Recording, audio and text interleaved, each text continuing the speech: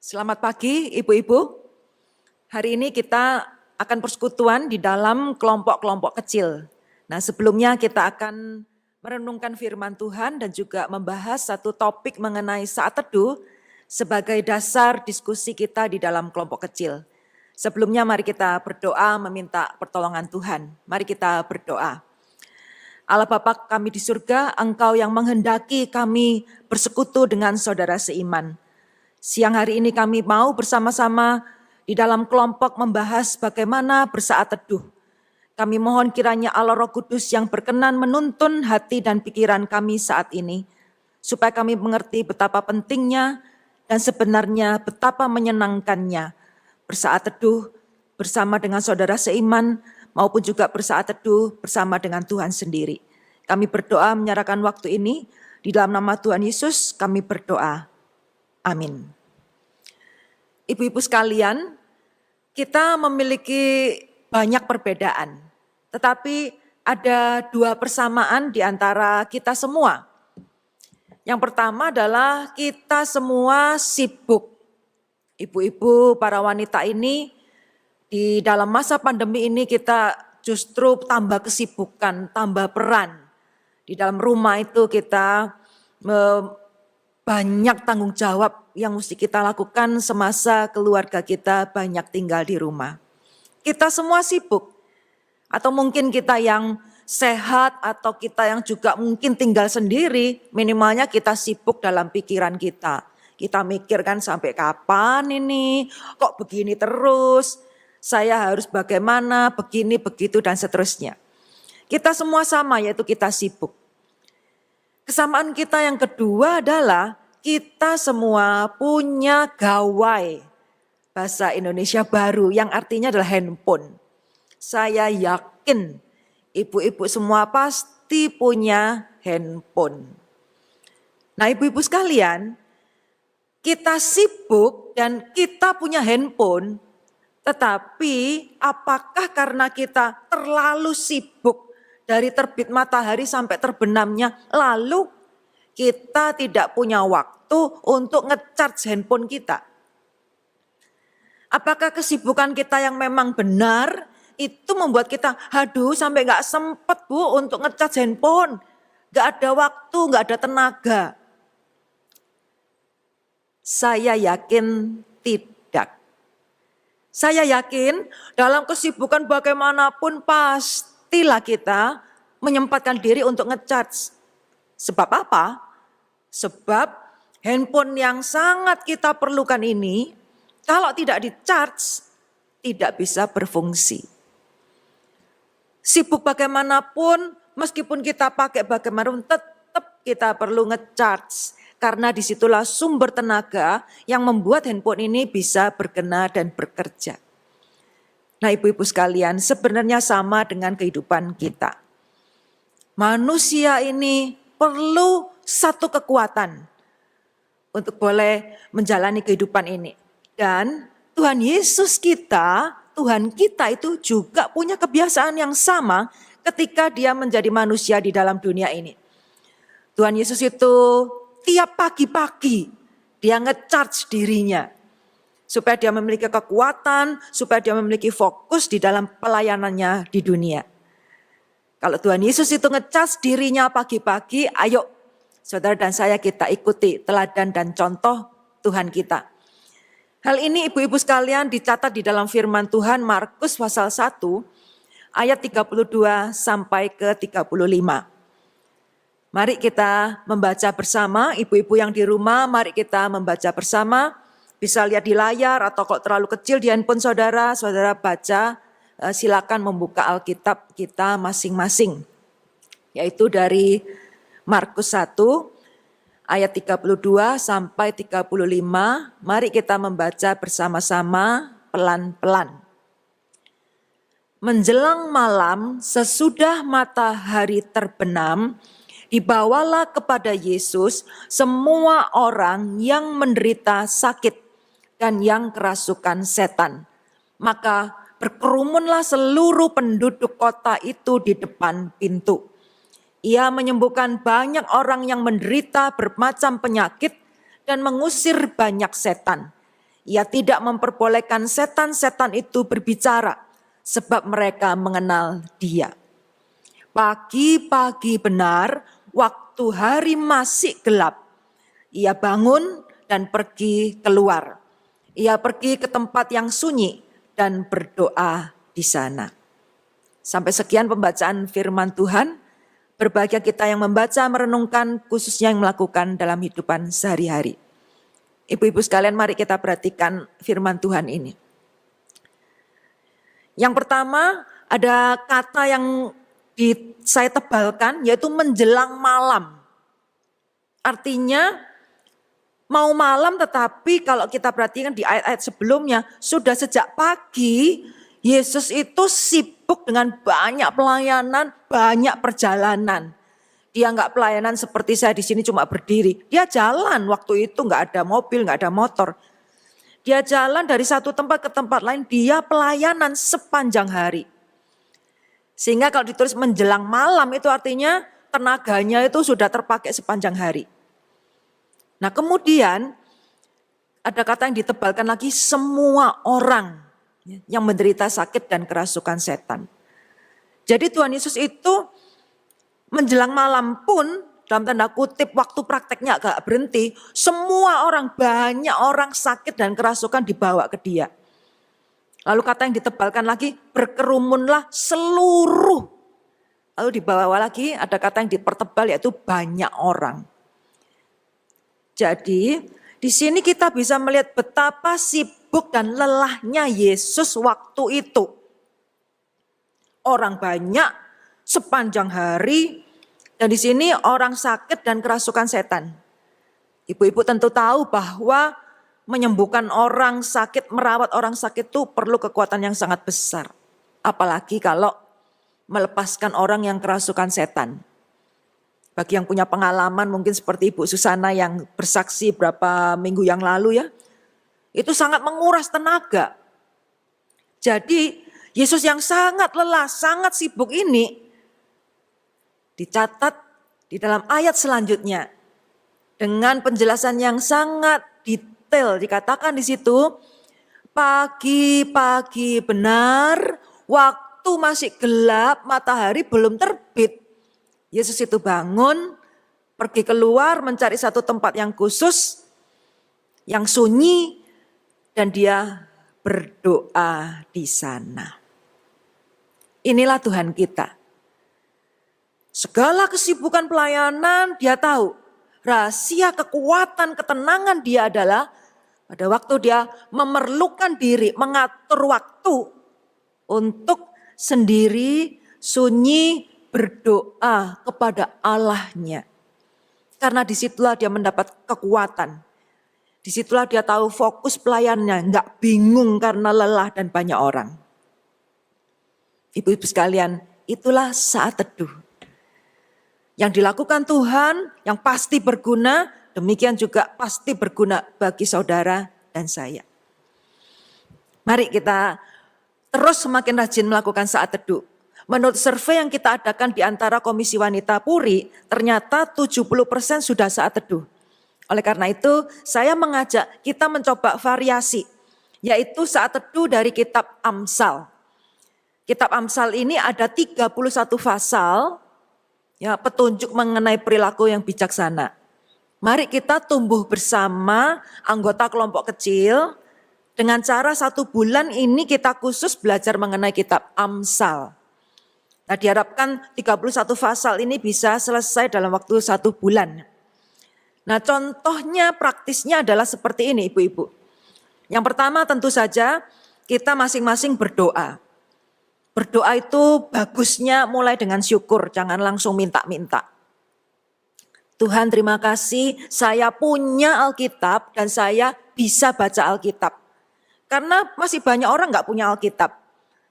Dan punya Alkitab sudah ada beberapa orang termasuk anggota KW yang katanya gak bisa baca Alkitab. Ya gak kelihatan Bu, saya cuma bisa dengar. Jadi kalau kita masih bisa baca bersyukur. Lalu kita doa minta pertolongan Roh Kudus untuk mengerti firman. Karena tanpa Roh Kudus kita ini sulit mengerti apa maksudnya firman. Nah, langkah praktisnya adalah satu, baca satu pasal setiap hari.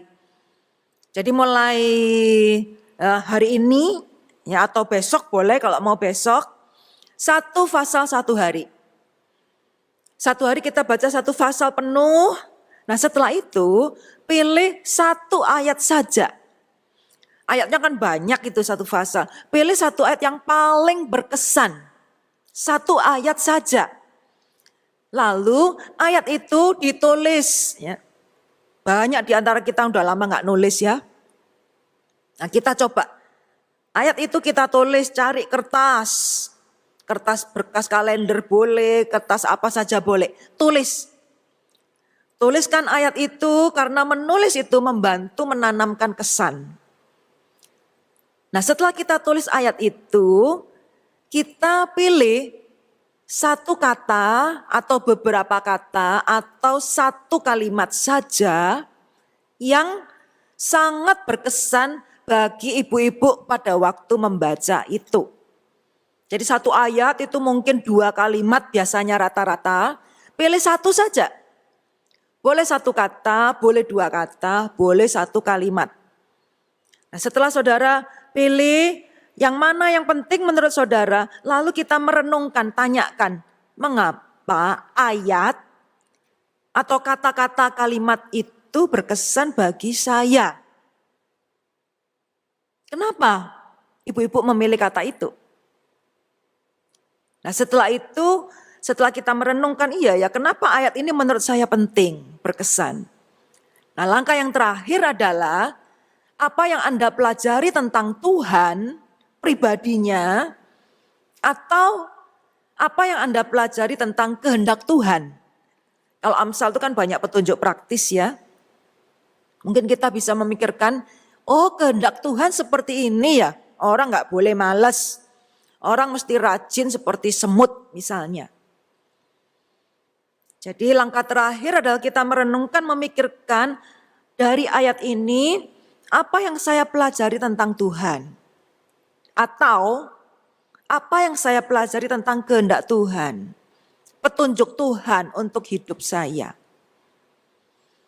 Kemudian diakhiri dengan doa. Doa sekali lagi, doa yang baik adalah bersyukur dulu.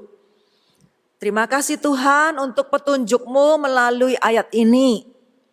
Yang kedua, tolong Tuhan kiranya Allah Roh Kudus menolong saya untuk ingat ayat ini. Dan melakukan dalam hidup saya. Ini langkah praktis. Saya berikan contoh misalnya. Tanggal 25 September, saya baca pasal 1 mulai. Lalu setelah saya baca semuanya, saya merasa yang paling berkesan satu ayat saja, yaitu ayat 4. Ayat 4 itu panjang dan saya pilih yang berkesan, hanya yang berkesan, saya pilih 2 kata-kata. Jadi saya memilih kata-kata yang paling penting waktu saya merenung saat itu adalah kata kecerdasan dan kata tidak pengalaman. Setelah saya merenungkan, ini rasanya sangat berkesan kepada saya. Alasannya apa? Alasannya setelah saya merenung-renung, iya ya saya ini merasa saya tidak pengalaman melayani komisi wanita. Saya perlu kecerdasan bagaimana caranya melayani ibu-ibu komisi wanita. Dan setelah saya membaca ini, nampaknya sepertinya hal ini, kecerdasan bagi yang tidak pengalaman seperti saya ini, bisa didapatkan kalau saya mempelajari kitab Amsal. Lalu apa yang saya pelajari tentang Tuhan dan kehendaknya? Saya belajar bahwa Tuhan itu mengerti ada orang yang tidak berpengalaman seperti saya. Dan Tuhan itu memberikan solusi. Yaitu dengan mempelajari Amsal supaya saya ini semakin cerdas di dalam pelayanan. Jadi itu contohnya. Silakan nanti mulai di kelompok juga mengerjakan satu contoh dari satu pasal ini. Ya, mari kita coba ibu-ibu. Kalau misalnya ada yang merasa, loh kok begini, kok sulit, ada rintangan. Rintangan itu biasa saudara. Ya, rintangan itu pasti ada di dalam saat teduh dan kelompok kecil. Ya, rintangan adalah bagian dari kemajuan. Kalau rantangan itu catering namanya. Jadi rintangan jangan takut, biasa dihadapi ya. Kita semua pasti maju. Kalau ada rintangan kita hadapi, ada rintangan kita hadapi. Karena hidup itu bukan rantangan. Hidup itu anugerah. Mari kita berdoa. Allah Bapa kami di surga, terima kasih Engkau mengingatkan kami betapa perlunya menyediakan waktu khusus, merenungkan firman, merenungkan hidup kami, dan meminta kekuatan daripadamu. Kiranya Engkau yang menolong supaya kami nanti di dalam kelompok kecil bisa belajar bersama variasi cara saat teduh. Sehingga ini mendatangkan satu semangat kesegaran bagi kami untuk tetap bersaat teduh. Terima kasih Tuhan, di dalam nama Tuhan Yesus kami berdoa. Amin. Ibu-ibu sekalian, nanti setelah doa penutup, kita akan masing-masing ada yang kelompok kecil melalui breakout Zoom, kami menyediakan fasilitas itu. Nah, selamat bersekutu di dalam kelompok kecil. Ingat ayat mas daripada kelompok kecil ada di Mazmur 133 ayat 1 sampai 3. Yaitu sungguh alangkah baiknya dan indahnya bila saudara-saudara diam bersama dengan rukun. Seperti embun gunung Hermon yang turun ke atas gunung Sion. Dari atas turun ke bawah itu embun. Kesanalah Tuhan memerintahkan berkat kehidupan untuk selama-lamanya. Jadi kalau saudara dan saya di dalam kelompok kecil itu rukun untuk bertumbuh bersama, ke dalam kelompok kecil inilah Tuhan memerintahkan berkat-Nya. Seperti embun dari gunung turun. Ayo kita bersekutu di dalam kelompok kecil.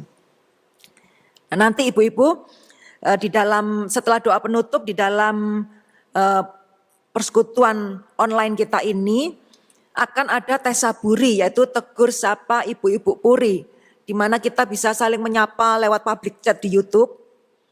Dari situ kalau ibu-ibu perhatikan ada slide-slide kesaksian. Ada slide-slide ibu-ibu yang bersyukur untuk berkat Tuhan dan menyaksikan. Enggak cuma bersyukur dalam hati sendiri tetapi disaksikan kepada orang lain. Kami sangat senang cukup banyak ibu-ibu yang memberikan kesaksiannya. Nah ibu-ibu, kalau kesaksian syukur dan kesaksian itu seumpama iklan atau promosi. Misalnya ya, saya membawa di sini misalnya ini satu produk kecantikan. Misalnya ini satu pelembab lotion untuk muka. Lalu saya bersaksi produk ini sangat bagus. Saya pakai 1 minggu, kulit saya terasa segar, tidak berkeriput, tidak terasa lansia, tetapi saya merasa seperti remaja. Aduh, saya bersyukur bisa menemukan, bisa memiliki dan memakai lotion ini. Silakan coba, tidak ada ruginya, besar untungnya.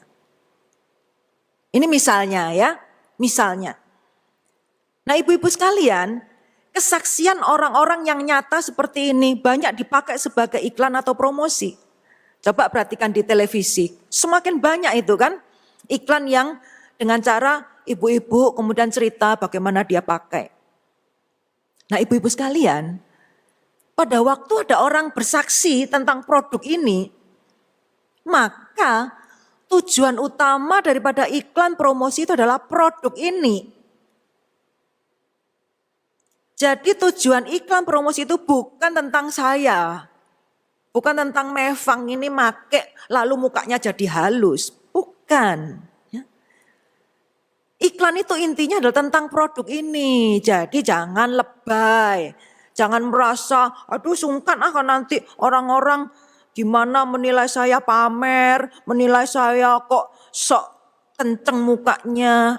No, It's not about us.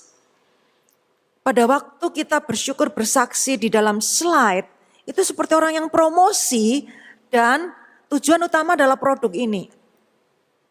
Jadi ibu-ibu sekalian, pada waktu kita bersaksi melalui slide itu, kesempatan melayani Tuhan, kesempatan bersyukur bersaksi, dan biarlah Tuhan yang dimuliakan. Jadi di dalam slide itu bukan tentang Ibu ABC yang cerita, bukan tentang fotonya yang bagus gak bagus, burem gak burem. Tetapi slide bersyukur dan bersaksi itu menunjukkan Tuhan masih bekerja. Dan menunjukkan ibu-ibu Komisi Wanita GKI Puri, ibu-ibu yang tahu berterima kasih. Ibu-ibu yang memakai kesempatan yang sempit untuk bersaksi tentang kebesaran Tuhan. Jadi terima kasih sekali lagi untuk ibu-ibu yang berpartisipasi dan silakan bagi ibu-ibu lain yang mau memakai kesempatan bersaksi tentang berkat Tuhan melalui slide ini. Kiranya nama Tuhan yang dipermuliakan. Tuhan memberkati.